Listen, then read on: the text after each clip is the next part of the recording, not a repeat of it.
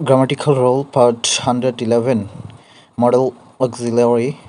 আজকের বিষয় মাস্ট এর ব্যবহার। মাস্ট সাধারণত জরুরি উপদেশ, সুপারিশ, বাধ্যবাধকতা, কর্তব্য প্রকাশে ব্যবহৃত হয় এবং নিষেধাজ্ঞার ক্ষেত্রেও, যেমন you are ill, you must see a doctor, you must do it, you mustn't smoke, you mustn't tell lie, you mustn't talk in the classroom, you must come to office in time. জানা তথ্য থেকে ইঙ্গিত বা অনুমান করতে must বসে, যেমন there are no light on and no one answer the door well, you the mustn't be at home, you think she is married, she mustn't be, she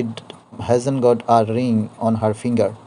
must be plus ভার্বের সাথে ING. কোনো জানা ঘটনা থেকে অন্য কাজ বর্তমানে ঘটছে এর বোঝাতে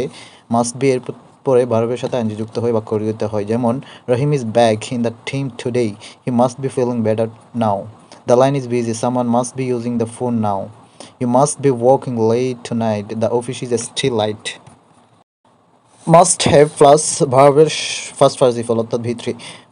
কোনো জানা তথ্য থেকে অতীতে ঘটে গেছে এমন অনুমান করতে সাধারণত মাস্ট হ্যাভ এবং ভার্বের সাথে ভার্বের ফার্স্ট পার্টিসিপল হয়ে বাক্য গঠিত হয়, যেমন you started early morning, you must have reached home before noon, the thief must have had an accomplice, she must have finished his homework early, Ronnie is not at home, he must have gone to the gym. মাস্টের first form নেই, তাই অতীতের বাধ্যবাধকতা বোঝাতে সাধারণত আমরা had to ব্যবহার করে থাকি, যেমন I had to do the work, আমার কাজটি করা উচিত ছিল, he had to finish the report before the deadline, she had to apologise for her mistake, we had to stay indoor because it was raining heavily, did you have to did you have to make up at 6 o'clock in the morning, we had to cancel the trip due to the weather.